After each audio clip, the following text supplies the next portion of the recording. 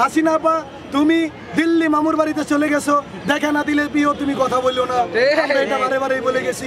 তোমাদের জন্য ছাত্র ও আহত জনতা সকলেই প্রস্তুত আছে। বাংলাদেশ বৈষম্য বিরোধী ছাত্র আন্দোলনকে সমর্থন করে সকল আহত ছাত্র জনতা রাজপথে নেমেছিল শুধু এই দেশকে স্বৈরাচার মুক্ত করবে, ইভেন এই দেশে যত দালাল আছে তাদেরকে প্রতিহত করার জন্য। আমরা যারা আজকে আহত হয়েছি, আমাদের যে ভাইরা শহীদ হয়েছে, আমরা তাদের প্রতি ভালোবাসা জানাই ও আন্তরিক কৃতজ্ঞতা জানাই, কারণ তাদের জন্য আমরা এই ফ্যাসিস্ট হাসিনাকে এই দেশ থেকে তাড়ানোর জন্য সহযোগিতা করতে পেরেছি।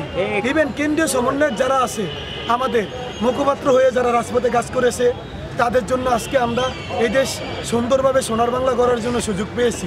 এই আহত ছাত্র জনতা সকলে রাজপথে থাকবে সব সময়। যখন এই দেশে বৈষম্য সৃষ্টি হবে, যখন এই দেশ স্বৈরাচার মুক্ত না হয়েছে মনে হয়, তাহলে এই ছাত্র জনতা আবার মাঠে নেমে পড়বে। কারণ আমরা কেন রাজপথে নেমেছিলাম? বৈষম্য দূর করার জন্য, রাষ্ট্র সংস্কার করার জন্য, সোনার বাংলা করার জন্য। তাহলে এই সোনার বাংলায় কোনো দালালদের ঠাঁই হবে না। আজকে আমরা এই শহীদ মিনারে এসেছি আমাদের কিছু দাবি ধাক্কা তুলে ধরার জন্য। আমাদের বিপ্লবী সরকার ডক্টর মোহাম্মদ ইউনূস সাহেব, তাই সে যখন 8ই আগস্ট সরকার প্রধানের উপদেষ্টা হিসেবে শপথ গ্রহণ করেন 17 জন উপদেষ্টা নিয়ে, তাদের কাছে আমাদের কথাগুলো তুলে ধরব। দুষ্কৃতিকারী একদল মহল বিভিন্নভাবে তাদের ষড়যন্ত্র চালিয়ে তারা বিভিন্নভাবে চেষ্টা করে এই প্রোগ্রামে ঢুকার জন্য অনেকভাবে চেষ্টা করেছে, পারে নাই। এক পর্যায়ে তারা ঢুকে গেছে, কীভাবে জানি তারা আমাদের মাইকের সামনে এসে বুঝাইছে। মাইকের সামনে এসে আমাদের এই বিপ্লবী সরকার ডক্টর মোহাম্মদ ইউনূস সাহেব, ইভেন আমাদের কেন্দ্রীয় সমন্বয়ক, তাদেরকে নিয়ে বিভিন্ন কূটনীতিক কথাবার্তা শুরু করে দিয়েছে। আমরা এই আহত ছাত্র জনতা এখানে থাকাকালীন এটা কখনোই হতে দিব না, কারণ তিনি আমাদের রক্তে দিয়ে বসেছে, তিনি আমাদের দেশের কাজ করবে, আমাদের সাধারণ জনগণের কাজ করবে, এই আহত ছাত্র জনতার কাজ করবে, শহীদদেরকে নিয়ে কাজ করবে, তাদেরকে নিয়ে রোড ম্যাপ তৈরি করবে। এই রোড ম্যাপে আমরা আগামী প্রজন্ম ও ভবিষ্যৎ আমাদের ঠিক হবে। ইভেন 1971-এ যে মুক্তিযুদ্ধ আমাদের ভাইরা আছে, তাদেরকে জাতীয়ভাবে স্বীকৃতি দেওয়া হয়েছে।